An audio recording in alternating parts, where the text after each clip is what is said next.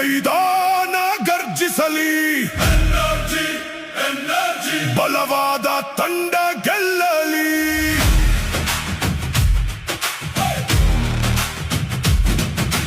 ರಾಜು ಗೌಡರ ಬಬ್ಲು ಗೌಡರ ಸಾರಥ್ಯದಲ್ಲಿ ಬಂದಿದೆ ನೋಡಿ ಎನರ್ಜಿ ಟ್ರೋಫಿ ನಮ್ಮ ಊರಲ್ಲಿ. ಬ್ಯಾಟ್ ಬೀಸಿದರೆ ಸಿಡಿಲು ಹೊಡೆಯುತ್ತೆ.